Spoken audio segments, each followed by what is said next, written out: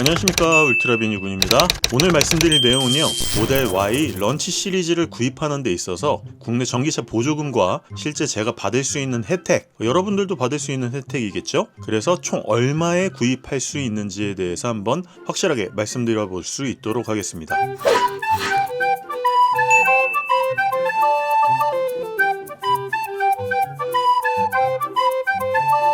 일단 런치 시리즈의 가격은 7,300만원으로 정해졌으니까, 다만 여기에 옵션가가 좀 있죠. 화이트 인테리어의 옵션이 128만 6천원입니다. 그리고 EAP 옵션이 450만원 정도 하고요, FSD 옵션이 904만원 정도 합니다. 이렇게 세 가지의 옵션을 추가함에 따라 가격이 매우 달라지죠. 하지만 꼭 말씀드리고 싶은 부분은 EAP 옵션은 절대로 차량을 초반에 구입할 때 넣지 마시기 바랍니다. 왜냐하면 저 옵션들은 차량을 구입하고 나서도 소프트웨어적으로 넣을 수 있는 구입 후 추가 가능한 상품들이고요. 저것들을 미리 넣으면 차량 가액에 포함돼서 취등록세도 엄청 올라가고 보험료도 올라가는 단점이 발생하기 때문입니다. 그렇기 때문에 차량 색상과 휠, 롱레인지밖에 추가할 수 없는 현재로서는 화이트 인테리어를 추가하는 부분만을 가격으로 산정해서 진행함을 미리 알려드리고, 제 경우에는 구입한 금액으로 2025년에 받게 될 전기차 보조금을 추측 예상해서 산정되는 금액을 확인해 보도록 하겠습니다. 먼저 7,300만원입니다. 여기에 화이트 인테리어를 추가하면 128만 6천원이지만 저는 화이트 인테리어를 추가하지 않고 그냥 기본 블랙 인테리어로 진행하기에 추가 금액이 발생하지 않습니다. 그러면 7,300만원에 어떤 옵션들이 추가되고 이 금액이 제게 있어서 꽤나 메리트 있는 금액인 것을 확인시켜드리는 내용을 바로 전에 찍어 놓았는데, 이것 때문에 굉장히 많은 욕을 먹고 있죠. 오른쪽 상단에서 보실 수 있기 때문에 한번 내용 확인해 보시면 좋을 것 같습니다. 2025년의 전기차 보조금은 이것저것 확인해본 결과 우리나라에서는 테슬라 죽이기를 작년부터 확실하게 시행하고 있죠. 그래서 테슬라를 죽이던 말던지 차량 판매율은 수입차에서 1위를 하는 등의 극강의 판매량을 보여주고 있습니다. 아마도 제 생각에는 막말로 얘기해서 보조금 주지 않아도 구입할 테슬라 분들이 많이 있을 것으로 예상됩니다. 저 포함해서 말이죠. 하지만 당연히 국가에서 주는 전기차 보조금이고 이런저런 행사를 통해서 주는 추가금이고 카드 일시불을 통한 캐시백이고, 어쨌거나 이런 모든 것들을 적용해서 1원이라도 싸게 살 수 있다면 모든 금액을 총 동원해야 하는 게 맞는 것 같습니다. 보통 요즘 카드 일시불로 구입하는 캐시백은 1%에서 1.5% 정도 캐시백으로 받을 수 있기 때문에 현금으로 구입하실 분들은 꼭 저 캐시백 부분을 확인해서 1에서 1.5%의 캐시백이라도 받으시는 것을 개인적으로 추천드립니다. 저 같은 경우에는 삼성카드의 위클리 보너스라고 하는 2%대의 금액을 한 방에 받을 수 있는 보너스를 받을 수 있기 때문에 2% 정도의 캐시백을 받을 수 있고요. 아마도 보통 삼성카드에서 일시불을 통해 하는 캐시백은 1.5% 정도라고 알고 있으니까 그 부분이라도 꼭 받으시기를 추천드립니다.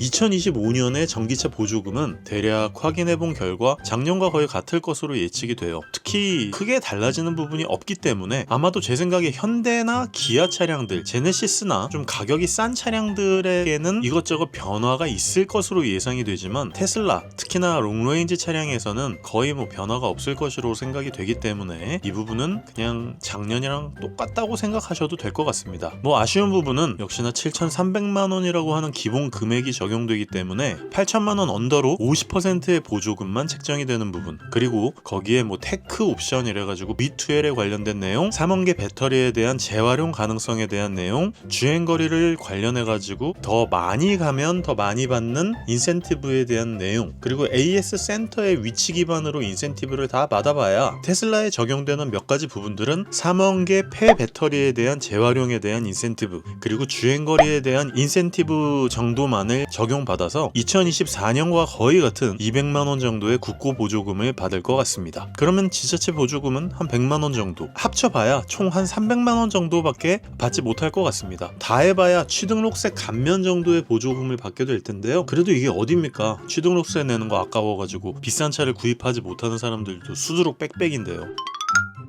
그럼 7,300만원 나누기 1.1을 해가지고 부가세를 빼고 여기에 0.07을 곱해서 취등록세를 산정하면 4,645만 454원이 나옵니다. 여기에 취등록세 관련 환경부 보조금이 140만원이 나오기 때문에 이거 꼭 챙기시길 바라고요. 예전에 취등록세 내는 곳에서 이거 안 챙기고 그대로 보조금 납부하신 분들이 계셔가지고 나중에 다시 돌려받는 분들이 꽤 계셨거든요. 이거 진짜 꽤 계셨습니다. 이게 받는 사람들도 그러니까 취등록세를 받는 창구에서도 챙기지 않고 그대로 납부했다가 나중에 되돌려주는 경우도 생겼었으니까 이 부분은 꼭 확인하시고요. 여기에 저 같은 경우에는 다자녀 가정에 분류가 됩니다.